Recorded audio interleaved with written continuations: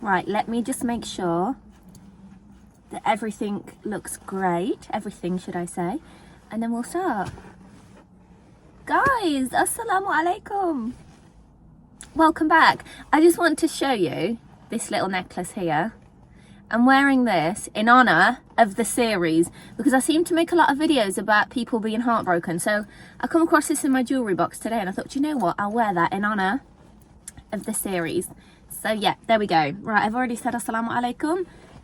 Welcome back. This is my channel, Tarina Talks, where I aim and I hope to cure your beautiful little hearts, to give you some kind of healing, to give you a different perspective about your situation, to give you a different insight, to give you coping mechanisms and tools to get over your heartbreak. As we progress further into the series, okay, topics might change, but at the moment that seems to be what we're talking about. Let's be honest, all of us Muslimas deserve to be like cute little abaya hijab wearing wives that make like black seed cakes and chia puddings and sell them on the internet, married to a very wealthy man that drives a G-Wagon, incredibly tall. But in order for us to get to that level, sisters, we need to forget about that idiot that we're hooked on at the minute. But listen, seriously, we can't find people like that. I've realised something in life, sis and brothers. You will never attain what is truly yours whilst your heart is still hung up on A, the past, or B, something that isn't yours. The more time that you spend stalling on someone that is not yours, whether you know it or not, I've realised a lot of you do know it, but the pain of walking away is just too much for you. I get that, I understand that, I've been there before.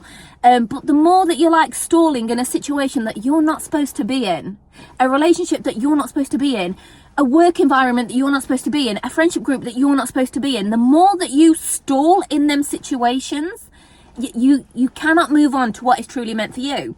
Which leads me beautifully onto the title and the topic for this session, this episode, whatever we want to call it. It is basically, I am stuck between dua can change qadr or leaving the dua totally.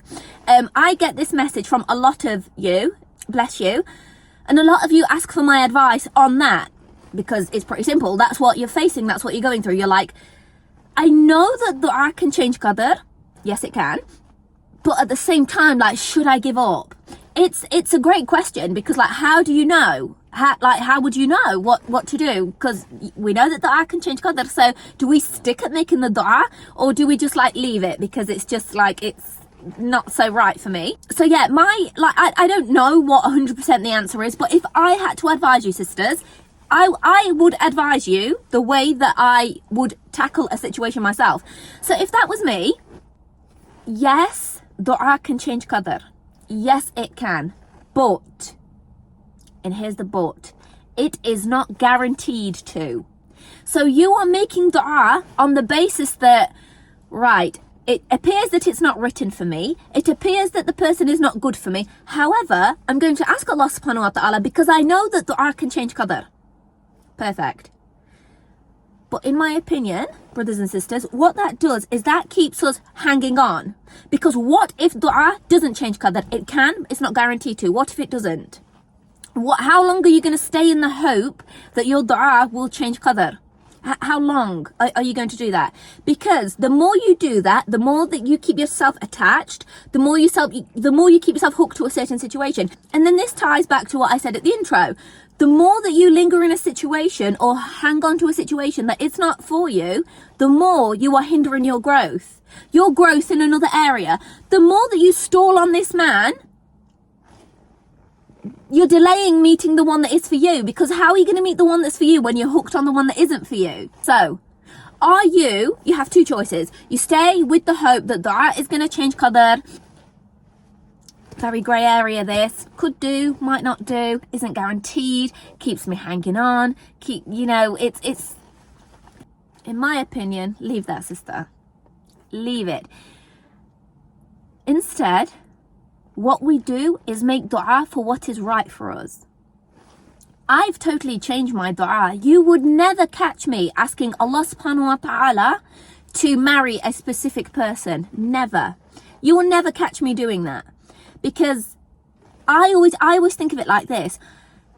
Look, I am making dua based off of here and now, today, and yesterday. I don't know tomorrow. So when I ask Allah subhanahu wa ta'ala for this person, like, how do I know that that person's right for me? How do I know that that is the person I'm supposed to be making dua for? I know that I want to marry that person right now, this second, today, but how do I know that there's not someone that's better for me in the future? I can't make dua for something that I don't know is going to happen. Also, you never truly know a person. Never ever truly know a person at all. Like, when I got married before, obviously, do you think that that person used to like hit me before we were married? Well, no, they didn't, because they wouldn't get a chance to, because I lived with my parents. So when you get married, remember, for us, because like we don't really do the whole dating or living with somebody before we get married to them. Us Muslims, we just like, we wouldn't really live with someone before we're married to them. You don't know that person 100%, right? And you don't know what's going to happen when you live with them. Living with them is so different to going for dinner with somebody, right? It's a totally different situation. So you don't truly know that person anyway. And imagine this person, deep down to their core, is a horrible person and has the wrong intention for you. Like, do you know how many girls that I know that are like, you know, before we got married, he used to go to Jummah every week. He used to come to my mum's house. He used to do everything around my mum's house. Not that we expect him to do that, but he was just so helpful. He was just so kind. Now he's like really rude to my mum. I don't remember the last time he prayed. He hasn't been to Jummah in God knows how long. Like, what I'm trying to say is people put up pretenses, so you do not know that person. So imagine making dua for a man that you want to be with, but really and truly he's not right for you. Imagine making dua for someone that is not right for you. You do not know what is right for you. I always remember this hadith.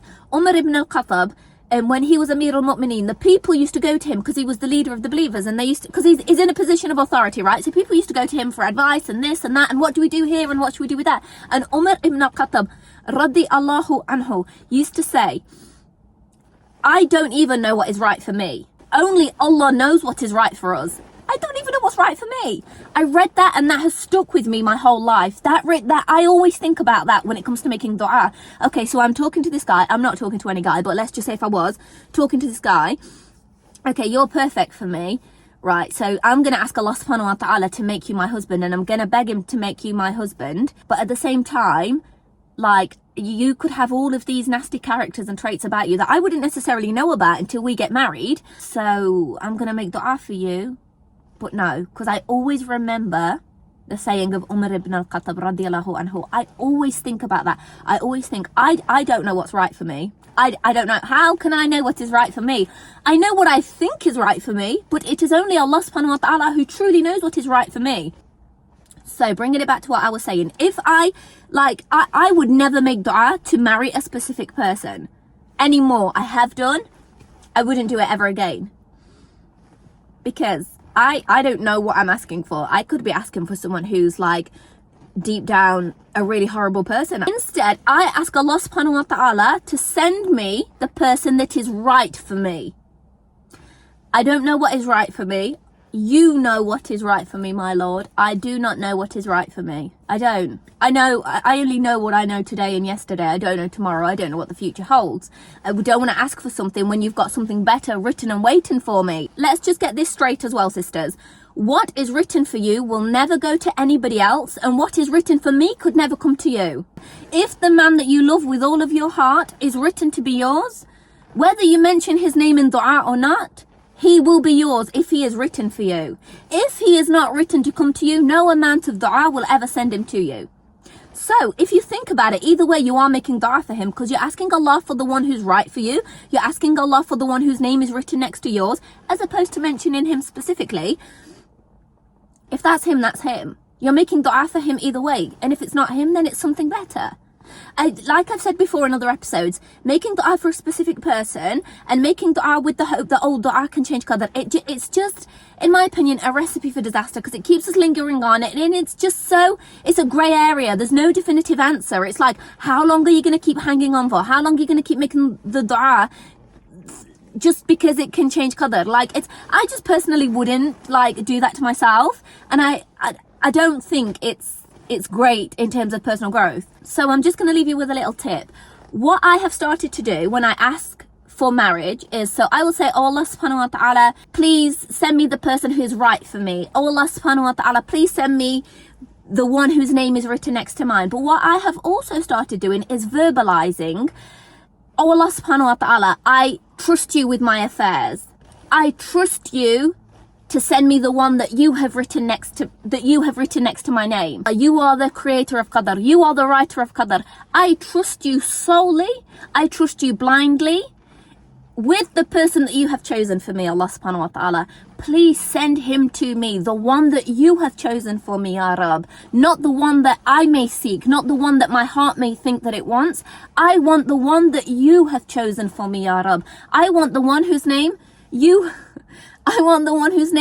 have written next to me, the one that you have chosen for me, Ya Allah. I want the one that you have chosen for me. There we go, brothers and sisters. We've come to the end. Subhanallah, whatever. May Allah subhanahu wa ta'ala make it easy for all of us to get married. There are a lot of us that want to and need to get married. It's very hard to get married in this climate, should we say. May Allah subhanahu wa ta'ala send us the ones who are right for us and the ones that he has written for us, because ultimately what he has written for us is the best. Ameen. Until next time, my brothers and sisters, Assalamu alaikum wa rahmatullahi wa barakatuh. Thank you so much for all of your support. And yeah, Assalamu alaikum.